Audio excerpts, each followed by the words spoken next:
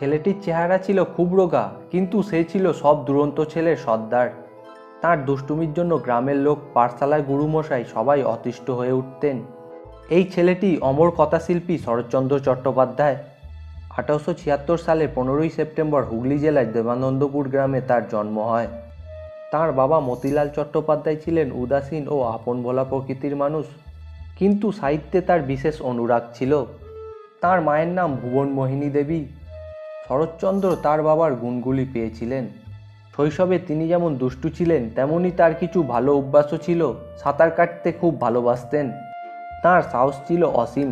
ঘোর অন্ধকার রাতে অত্যন্ত দুর্যোগের মধ্য দিয়ে কারুর জন্য ওষুধ আনতে একা বের হয়ে যেতেন, আবার অন্ধকারে একা অন্যের বাগানে ফল ফুল পেড়ে আনতেন। পশু পাখি পোষা ছিল শরৎচন্দ্রের প্রিয় শখ। কীটপতঙ্গ পুষতেও পিছুপা নন তিনি। নানা ধরনের ফড়িং ধরে একটা বক্সে রাখতেন, নিয়মিত তাদের খাবার দিতেন। মাঝে মাঝে ফড়িংদের মধ্যে কৌশলে লড়াই বাঁধিয়ে দিতেন আর আপন মনে হাততালি দিতেন। খেলাধুলো ও ব্যায়ামেও তার নেশা ছিল। সব খেলার বিষয়ে তিনি ছিলেন প্রধান। খেলার মাঠে সবাই তার কথা শুনত। একটা পোড়ো বাড়ির উঠোনে ছিল শরৎচন্দ্রের ব্যায়ামের আখড়া। সরস্বতী নদীতে ও গঙ্গায় সাঁতার ছিল তার নিয়মিত অভ্যাস। গাছে উঠে খেলা করা ও ঘুমোনো ছিল তার অন্যতম প্রিয় খেলা। মাঠে জঙ্গলে নদীর ধারে ঘুরে বেড়াতে ভালোবাসতেন। শরৎচন্দ্রের ছোটবেলায় দুষ্টুমির জন্য তার মায়ের কাছে অনেক অভিযোগ আসত। মা অত্যন্ত হতাশ হয়ে পড়তেন। তাঁর ঠাকুমা বৌমাকে সান্ত্বনা দিতেন আর বলতেন এই ছেলের মতিগতি ফিরবে এবং দেশের একজন বলে গণ্য হবে। ঠাকুমা আদর করে শরৎচন্দ্রকে ন্যাড়া বলে ডাকতেন। শরৎচন্দ্র ঠাকুমার কথা মনোযোগ সহকারে শুনতেন। দেবানন্দপুর থেকে শরৎচন্দ্রকে তার বাবা মার সঙ্গে ভাগলপুরে যেতে হয়। তার মামার বাড়ি ছিল ভাগলপুরে। শরৎচন্দ্রের লেখাপড়া এখানেই আরম্ভ হয়। ছাত্রবৃত্তি ক্লাসে 2য় শ্রেণীতে ভর্তি হন। অক্ষয় পণ্ডিত শরৎচন্দ্রকে শিক্ষাদানের জন্য নিযুক্ত হন। তার কাছে পড়াশুনো করেই ছাত্রবৃত্তি পরীক্ষায় উত্তীর্ণ হয়। সেই সময় ছাত্রবৃত্তি পরীক্ষা খুবই কঠিন ছিল। এই পরীক্ষায় ইংরেজি ছিল না, কিন্তু ব্যাকরণ, গণিত, ইতিহাস, ভূগোল, সংস্কৃত, পদার্থবিদ্যা, শারীরবিদ্যা সব বিষয়ই পড়তে হতো। দুরন্ত হলেও শরৎচন্দ্র ছিলেন অত্যন্ত মেধাবী। শরৎচন্দ্রের বয়স যখন 10 বছর, তখন তিনি আবার ভাগলপুরে আসেন এবং স্থানীয় দুর্গাচরণ এম.আই. বিদ্যালয়ে ছাত্রবৃত্তি ক্লাসে ভর্তি হন। এই বিদ্যালয়ে পড়াশোনায় তিনি যথেষ্ট কৃতিত্বের পরিচয় দেন। প্রথম বার্ষিক পরীক্ষায় প্রথম স্থান অধিকার করে ডবল প্রমোশন পান। বিদ্যালয়ে পড়াশোনার মধ্য দিয়েই অবসর সময়ে সাহিত্য চর্চা করতেন। বিদ্যালয়ে পড়াশোনাতে কোনো শিথিলতা না থাকায় পড়াশোনার উৎসাহ বৃদ্ধি পেতে থাকে। ফলে শিক্ষকদের কাছে তিনি খুবই মেধাবী বলে পরিচিত হন। শরৎচন্দ্র দুরন্ত ও বেপরোয়া হলেও তার মন ছিল অত্যন্ত কোমল ও দরদি। সমাজে সকল মানুষের প্রতি তার সমান ভালোবাসা ছিল। এই জন্য তার শিক্ষকেরাও তাকে অত্যন্ত স্নেহ করতেন। এরপর শরৎচন্দ্র বাবা মার সঙ্গে দেবানন্দপুরে ফিরে আসেন। সেখানে হুগলি ব্রাঞ্চ স্কুলে 7ম শ্রেণীতে ভর্তি হন। এই সময় শরৎচন্দ্রের দারুণ অর্থাভাব দেখা দেয়। বাড়ির অবস্থা খুবই শোচনীয় হয়ে ওঠে। এই জন্য শরৎচন্দ্রের পড়াশোনায় বিশেষ ব্যাঘাত হয়। সংসারে নানা রকম কষ্ট সহ্য করতে না পেরে মাঝে মাঝে ঘর ছেড়ে কোথাও চলে যেতেন। শরৎচন্দ্র খুব ভালো অভিনয় করতে পারতেন। স্ত্রীর চরিত্রের ভূমিকায় তার অভিনয় ছিল অসাধারণ ও অতুলনীয়। অভিনয়ের মাধ্যমে দর্শকবৃন্দকে তিনি বিস্মিত ও চমৎকার করে দিতেন। দারিদ্র দশার জন্য শরৎচন্দ্রের পড়াশোনার খুব ক্ষতি হয়েছিল। এই সময় তার বাবা মা আবার দেবানন্দপুর ছেড়ে ভাগলপুরে চলে আসেন। প্রবেশিকা পরীক্ষা দেওয়ার জন্য শরৎচন্দ্র দিনরাত খেটে পড়তে লাগলেন, কিন্তু তাকে নানা অসুবিধায় পড়তে হলো। তার পড়ার জায়গা ঠিক নেই, শোবার বন্দোবস্ত নেই। প্রদীপ জেলে পড়তে পারতেন না, কারণ তেলের অভাব। বন্ধুবান্ধবরা শরৎচন্দ্রকে নানাভাবে যথেষ্ট সাহায্য করত। শরৎচন্দ্রের বই ছিল না, সহপাঠীরা তার বইয়ের অভাব ঘোচাত। তার জামাকাপড়ও ঠিকঠাক ছিল না। একটা ছেঁড়ার দড়ির খাট ছিল তার শোবার জন্য। ইঁদুরের উৎপাতে ঘরে থাকতে পারতেন না, তাই একটা বেজি পুষেছিলেন। এইরূপ কষ্টের মধ্যে পড়াশুনো করে টেস্ট পরীক্ষায় উত্তীর্ণ হলেন।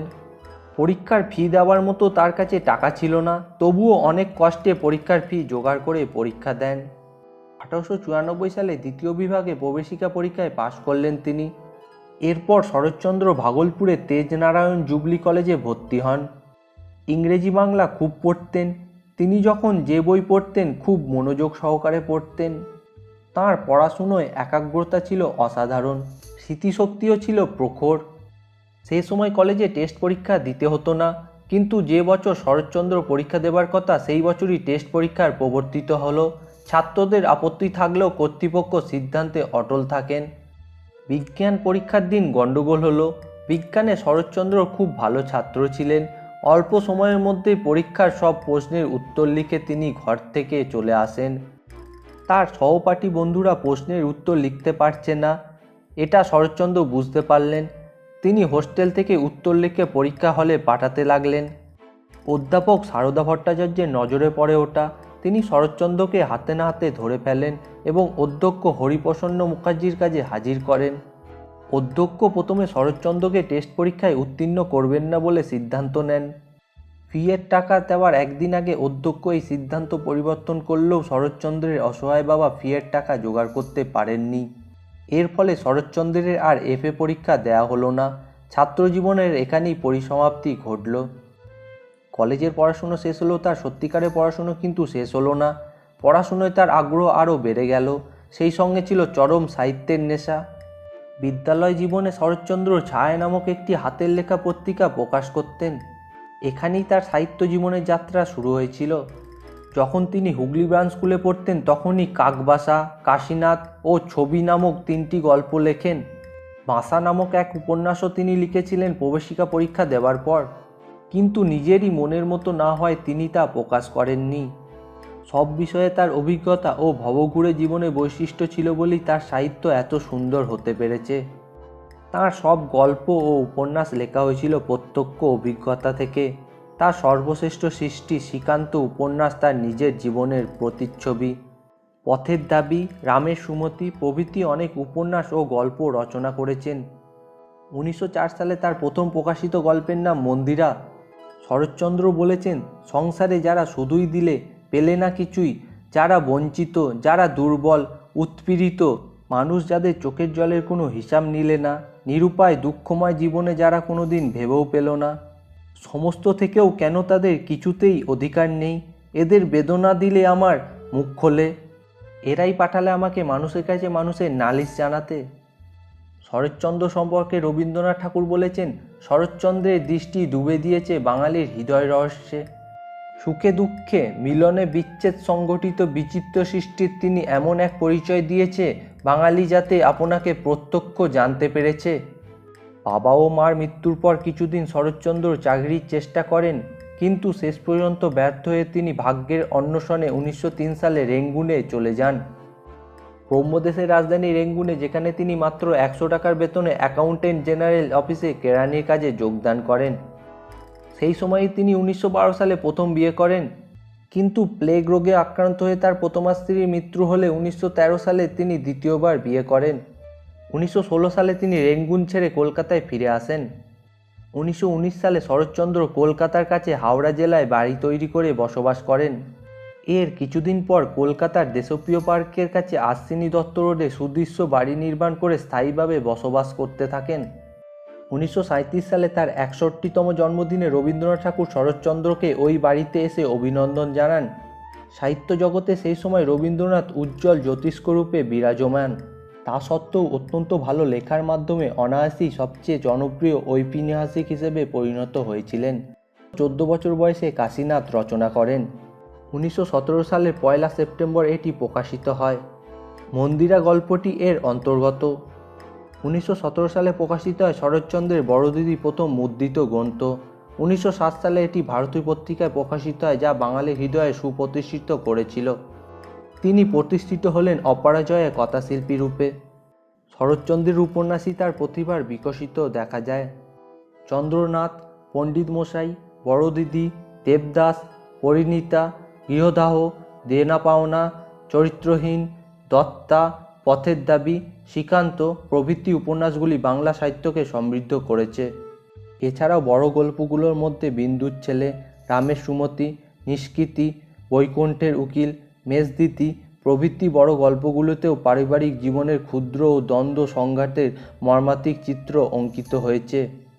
এর আগে পারিবারিক জীবনের কথা এত বিশ্লেষণ করে শরৎচন্দ্রের মতো কেউ কখনো লেখেননি। শরৎচন্দ্র রচিত মহেশ, অভাগীর স্বর্গ, একাদশী বৈরাগ্যী বাংলা সাহিত্যের অমূল্য সম্পদ। তার মর্মস্পর্শী সহানুভূতি সমাজে সাধারণ মানুষকে নিবিড়ভাবে স্পর্শ করেছে। সমাজে যারা পতিত, বঞ্চিত, অবহেলিত, লাঞ্ছিত, যাদের বুক ফোটে তো মুখ ফোটে না, তাদের সেই অভিমান মিশ্রিত বঞ্চনা লাঞ্ছনার কথা শোনান শরৎচন্দ্র। দরদি ও মরমী লেখক শরৎচন্দ্রের বেশিরভাগ সময় কেটেছে বাংলার বাইরে, কিন্তু বাংলার সঙ্গে তার নিবিড় সম্পর্ক বিদ্যমান। 1938 সালে 16ই জানুয়ারি আশ্বিনী দত্ত রোডের বাড়িতে মাত্র 62 বছর বয়সে দেহত্যাগ করেন। জীবনের অনিশ্চয়তায় শরৎচন্দ্র লাঞ্ছিত হলেও তা থেকে তিনি জীবনের ঐশ্বর্য অপহরণ করেছেন। শিক্ষা জীবনের অসম্পূর্ণতা পূর্ণ করেছেন সৃষ্টির তপস্যায়। আপনারা এই ভিডিওটি সবার সঙ্গে শেয়ার করুন এবং সবাইকে এনার সম্পর্কে জানান। আর প্লিজ চ্যানেলটি সাবস্ক্রাইব করুন। আপনাদের সাবস্ক্রাইবই আমার ভিডিও তৈরি করার উৎসাহ অনেক বাড়িয়ে দেয়।